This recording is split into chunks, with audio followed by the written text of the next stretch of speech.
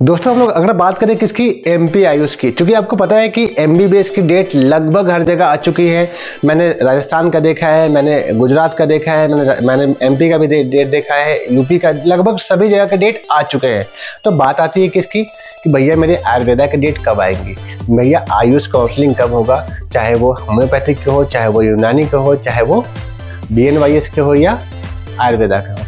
बिल्कुल मैं समझ सकता हूँ कि जिसके मार्क्स कम आते हैं उनके पास इसके अलावा और कोई ऑप्शन बचता नहीं है, और मेरे ख्याल से वो ऑप्शन खराब भी नहीं है, क्योंकि आपको पता है कि बहुत मैक्सिमम से मैक्सिमम सिलेबस अपडेट हो गई है और अब आयुर्वेदा का डिमांड काफ़ी ज़्यादा हो गया है। पिछले लगभग 5 साल से सीटें नहीं बच पा रही हैं, जितने सीटें रहती हैं उसके 3 गुना बच्चे आ जाते हैं। लास्ट ईयर 5600 बच्चे आए थे 1800 प्राइवेट सीट्स के लिए।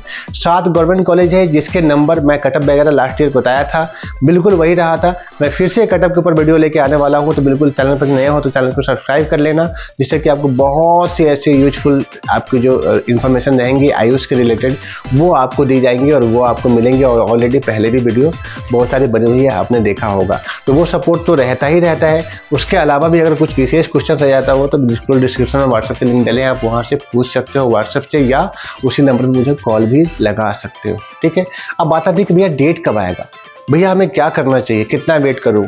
देखो AIQ का डेट पहले आता है आपको पता है, लेकिन ये आता कब है, MBBS के 2 राउंड होने के बाद। मतलब डेट डिक्लेयर तो अभी मेरे ख्याल से अभी इस मंथ के लास्ट तक ही हो जाने हैं, लेकिन काउंसलिंग कब स्टार्ट होंगे, अप्रोक्स फर्स्ट वीकेंड के लास्ट में, फर्स्ट वीक के लास्ट में या सेकेंड वीक की शुरुआत में। कब, नेक्स्ट मंथ सितंबर में।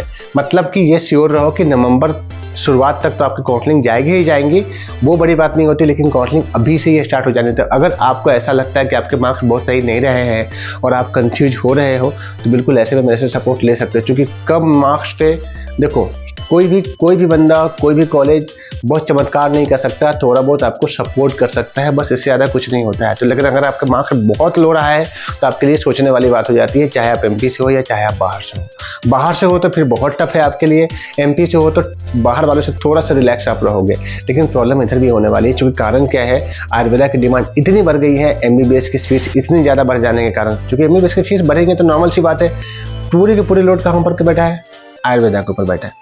अब BAMS पे जब लोड पड़ ही रहा है तो हमें इससे बाहर कैसे निकलना है, तो इसके लिए मैं हमेशा इन्फॉर्मेशन लाते रहता हूँ। तो मतलब टेंटेटिव डेट का मतलब यही हुआ कि 10 सितंबर के आसपास में आपका काउंसलिंग स्टार्ट हो जाना है।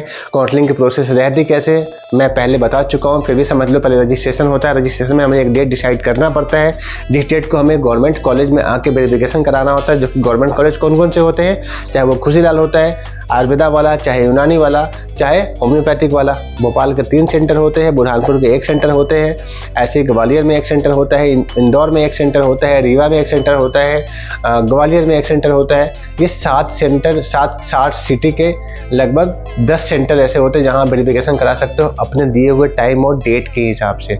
उधर पूरे ओरिजिनल डॉक्यूमेंट लेके आने होते हैं। अगर नाम वगैरह में कुछ प्रॉब्लम आ रही हो तो आप उसे सुधारा करवा लो। और अगर आप MP से बाहर के हो तो बिल्कुल माइग्रेशन और TC तो तैयार रखो ही रखो, क्योंकि मुझे पता है MP में मार्कशीट के साथ में ये दे दिया जाता है, लेकिन MP से बाहर जो बच्चे हैं उन्हें मार्कशीट के साथ नहीं दिया जाता, उन्हें अप्लाई करना पड़ता है। तो बिल्कुल अप्लाई करके रख लेना, है ना, क्योंकि प्रॉब्लम ना आए। किसी के नाम में बिल्कुल सुधार नहीं हो पा रहा हो तो नोटरी वगैरह भी बनाने पड़ते हैं, मैं गाइड कर दूंगा कैसे कैसे क्या कहानी होती है। लेकिन एक बात ध्यान रखना, जितने भी कॉलेज लगभग मध्य प्रदेश में 24 कॉलेज के आसपास प्राइवेट के हैं, हालांकि 2 या 3 कॉलेज नया भी आ रहे हैं। एक इंदौर में आ रहा है, एक भोपाल में आ रहा है जहाँ तक मुझे पता है, और एक और आने की उम्मीद है। तो अगर 3 कॉलेज नया आ जाता है तो थोड़ा सा आपके लिए आसान हो जाएगा, क्योंकि नॉर्मल सी बात ऐसी आती है कि इंदौर के कॉलेज का डिमांड हमेशा से रहा ही है और वहाँ 2 ही कॉलेज रहे हैं। तो इस बार तो 3 हो जाए तो बहुत बड़ी बात होगी। लेकिन मैंने हमेशा से बता के रखा है कि 4 से 5 कॉलेज ऐसे हैं जो बिल्कुल किसी मतलब के नहीं है, तो कहीं से हमें उस कॉलेज में नहीं फंसना है। चाहे आप MP से हो, चाहे आप बाहर से हो, बिल्कुल ध्यान से आँख खोल के ध्यान रखना कि कहीं से भी मत फंसना, नहीं इतना क्लासेस चलेंगी, न उधर टीचर्स हैं, है ना, और रिजल्ट तो अच्छे आते ही नहीं, है ना। तो कैसे टॉप टू बॉटम हमें आना है, कैसे क्या प्लान करना है, हम लोग इसके ऊपर फिर से बात करेंगे। थैंक यू सो मच दोस्तों, ऐसे जुड़े रहें, ऐसे बने रहें, कुछ लगे तो पूछ लो। Thank you.